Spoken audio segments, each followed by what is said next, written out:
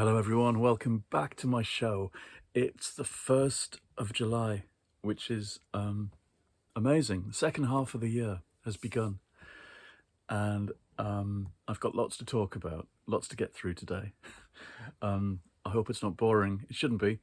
I'm going to do everything I read in June and a bit of a review of how June went for me, and then I'm going to put together my pile of favourite books of the year so far. It's the halfway stage, and I always do this. Even before I did any of this stuff on YouTube, I had a pile of favourites so far in the year. And it's kind of the best bit in a way, in that you've crunched down all the things you've read and you've got these wonderful highlights, but the year is only half over. There's still much more to explore. First of all, June. June was an interesting month for reading. It was a mixed bag, as they say, literally a mixed bag, with these mystery bags that I make up for myself and dive into and then supplement with other things. And sometimes some of the mystery bag falls away and doesn't get read because I don't fancy it. I think this time I read 1, 2, 3, 4 of the 6 in the mystery bag, which isn't bad. I had a few things that I just didn't finish and merely dipped into, and things I abandoned because I could see where they were going, and I've promised myself I'm not going to waste time reading things that I'm not loving. I think that's really important, especially when the house is so filled with books, and I hate being bored. There's no excuse for it. So I give things a good go, but if they're not doing it, they're off. So let's see, what did I read? They're not in order anymore, which is a shame. I can't remember the chronological order of things, but I do know the month began with Star Trek, with books 3 and 4 of Peter David's New Frontiers series, which I became obsessed with. After Peter David died in May, I went back to this series of which he wrote every volume with his own ship doing its own thing, and I read 1 and 2 in May and went straight on to 3 and 4. They're just such nice novelette, such an old-fashioned word, size books. They got longer, and I did buy the whole of the rest of the series almost on eBay, just so I've got them. I really like this team, and I love the way that Peter David writes, and loads of people have pointed out in reviews and things online that it's kind of juvenile. He's like an overexcited teenager in his comedy and his sometimes quite broad sexual politics. But he writes great adventure stories, and they're really enjoyable. The 4 I've read in the series so far. What else? Larry Kramer's Faggots, which is a late 70s gay novel. It's like a Judith Krantz bonkbuster if Judith Krantz wrote endlessly about discos and anal sex. We never got that. We got a bit of it, maybe, in Sparkle. This is insane. It's all about volume. It's all about how many men are at the orgy and at the disco, and the hordes of people descending on Fire Island at the end. It's an important, I said somewhere else, an important kind of historical document about an era that was about to end disastrously, apocalyptically, with the arrival of AIDS in the 80s. But what a story, and what an amazing city to be in New York in the late 70s. So I'd recommend it, but you will be shocked and appalled, I bet, the whole way through, which is brilliant. We're so used to LGBTQ things being so careful to fit in these days, and so kind of rainbow coloured and wholesome. It's good to remember a time when people just did what the hell they wanted. It was, yeah, it's about liberation, doing what the hell you want. What a great kind of testimony to that time, and a reminder of the cruelty of what happened to people. Michael Ender, Night of Wishes, not a patch on Never-Ending Story, I'm afraid. Put a Sock in It, Percy, same publisher, 90s comic fantasy, about the cat who learns to talk by swallowing superglue. Judy Corbalis. And I read this to my sister back in the 90s. It was nice to find again. Other things I returned to. Terry Pratchett's Colour of Magic. He came up in my mind because I can't even think why. But I gave him another go. It's the third time I've read this, it turns out. And I'm going to make an attempt at getting further into the Discworld series. I've decided that comic fantasy is my favourite genre of the summer. So, Pratchett, Colour of Magic, and then I reread the first of the Prydain Chronicles, the Book of Three, a series that I think I only read the first two of, and now I've amassed the rest, and I'm gonna go further with this series. It's a lovely, they're all in Armada Lions. That smells, oh, you can't smell it. That smells so good. This kind of, it's a smell of spices, isn't it? Vanilla, cumin. I don't know what it is you get from books. Somebody has to create a range of scents, and they're different. Puffins smell different to Armada Lions. Right. Also from my book bag, Hannah, about Hannah Hawkswell living in a farmhouse with no electricity for years and years, alone, and it's a lovely story. I dipped into it. I didn't find it particularly well written, really. The best bits are her verbatim bits where she's just quoted telling her own stories, and I'm sure if they did this book now, that's how it would be throughout. It's a documentarian who made the film about her doing the writing, so of course he's looking in on in a kind of slightly high-handed way. More non-fiction. This was fantastic, Cured by Lol Tolhurst, the drunken, gothy rock and roll tale, going from the mid-70s until, I guess, 2011, when he rejoins The Cure, briefly, I think, for some concerts. And it's about friendship at the heart of it, the two fellas who are in this band. I found it honest and touching. None of these things, these kind of rock biographies, some of them take you right into the heart of the experiences of the people involved. I think the Bernie Taupin one that I read last year is the kind of benchmark of that for me. And maybe it's because he was standing to one side the whole time and observing, and was a writer in the first place, that he gets to the heart of the experience. This is close enough. It's very enjoyable. There's no insight whatsoever into the content of the songs or why The Cure are like they are. It's kind of the story of a rock and roll band, and that's what we hear about, and about drinking and tours and things. But I guess I expected more about the imaginative life of The Cure, like where that stuff comes from, but I don't think he explains it.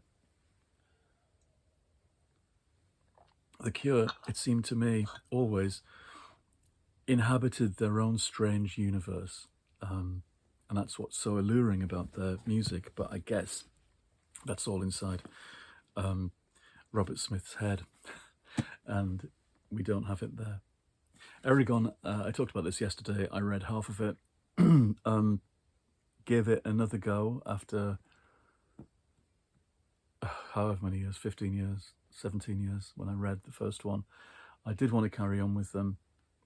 I find it a bit stodgy and dull. There's some nice bits, but it's world building at the cost of everything else. I just want characters having adventures. I don't care if the adventures fall flat or don't follow the rules well enough. I just want good characters having them, and I don't feel the life in these characters at all, really, in Eragon, which is a shame. Now, the last 2 books of the month, both of them read quite late in the month, and I've raved about them already. Raising Hair by Chloe Dalton, a non-fiction natural history memoir about bringing up a leveret, a baby hare, and learning so much about these wild and strange creatures. And the octopus book, Shelby Van Pelt, Remarkably Bright Creatures, which is a wonderful novel.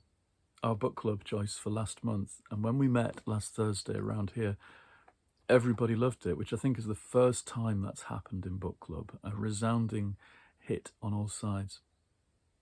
It might be sentimental, it might be prone to plot contrivances and plot devices, and there might be a few coincidences too many, but we didn't care because we all liked the characters so much. We wanted to see them finish well, and a kind of almost universal happy ending, spoilers,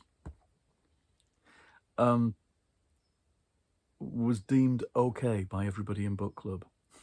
For once, so many books we read are just dreadful for what they do to characters. And we like seeing terrible things happen to people in books, but this occasion was one when we were happy for things to come out right. So this was a big hit, and one of my favourite novels, I think, for a while. So the pile of favourites of the year so far on the shelf, it takes up a full shelf, a full kind of hand span, everything I've read this year. And now I've run out of space on the shelf I've dedicated to, I don't know if you can see, I've dedicated to this year. So I'm going to have to winnow that out and get rid of some things that were just stinkers and they have to go elsewhere. I'll not get rid of them out of the house yet, but the less favoured books are being put elsewhere. Things like Jeanette Winterson's Frankenstein is going to be consigned to some nether region. I don't have to think about that again. But interesting that half a year takes up a full shelf. It's about 52 books, I think. But, you know, I posted pictures of the piles of books I've read on various social media things yesterday. And I hope people didn't think I was just being some awful bragging twat. Look what I've read. I can read. You know, it's my job. I'm a writer, so this is what I do. As I said before, everything I read is rocket fuel. It's drugs. It's the gateway to everything else. And I've always thought that. So I'm not just uselessly bragging or being indulgent, spending all my time doing this stuff. I spend as much time as I possibly can reading. I win it back from everything else. And it's such a relief just to have time to read and think about what I'm reading. So the year crunches down to my favourites. 6 books, 1 a month, thereabouts, on average, and that seems about right. And here's my pile of my 6 favourites of the year. I've had to be brutal, and I've had to cut out books by people I know and friends of mine. I kind of tend to do that as a rule. I don't know why. Otherwise I feel guilty for including them or not including them. But these are all books by people I don't know, and all of them are stonkers. These are absolutely brilliant. The earliest one, from the earliest part of the year, was Ziggyology by Simon Goddard, a non-fiction novel, I'd call it. he's used all of his research to take us on this wending path through David Bowie's life as he built up to becoming Ziggy Stardust and from to the point where he stopped, but about all the cultural factors that make up this figure, everything from Liberace to War of the Worlds. And there's lots of weird correspondences and paths crossing, Quatermass, Holst, all kind of happening in similar spaces, in London mostly. And then this amazing trip across America as Bowie records Aladdin Sane. I loved it, and I wish I'd read it earlier. This is a real refrain for me. Finding something, realising it's been out 5, 6, 10 years. Why didn't I read it at the time? What put me off? But I think we come across books when we need to, and in February or January, whenever I read this, it was the right moment to absolutely sink into this and enjoy it. What else? I think the next thing on my list, the same month, about February, I think, Free Love, Tessa Hadley. My friend Georgie, who died a couple of years ago, who was a brilliant writer, a short story writer and a novelist, Georgina Hammock, used to rave about Tessa Hadley, and she was a friend of hers. And I never met her, and I didn't read her. I think I maybe read 1 or 2 stories in The New Yorker, perhaps. But for some reason, I didn't read the novels. And then this came my way. Free Love, about the late 60s, about a very middle-class family where the mother, bit bored, falls in love with the young son of friends of theirs who comes for dinner one night. And there's a big age difference. And she goes off and runs off to him and lives in London and encounters the 1960s and updates herself and gets pregnant and runs about and settles into this slightly bohemian life with this rackety young fella. Yeah, I thought it was fantastic. It really transports you to another time. And she writes just, again, to she writes in a way that lets you into the lives of these characters. You understand them and you like them all, even though some of them are kind of awful. Another book that's been around for a while that I didn't cotton on to until this year, Song of Achilles, Madeline Miller, which I've raved about, this homoerotic retelling of the Troy story.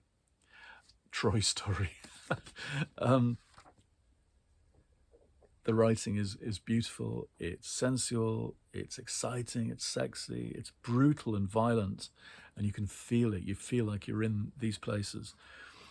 And far from being kind of forbiddingly erudite, pushing you out of the story because of being made to feel you should know who these people are or what the story is, it lets you into all of that. I think that's a great gift, to take an old story and make it feel new for the reader, as if it's happening now, and as if you're not reliant on knowing all this backstory, all this info beforehand.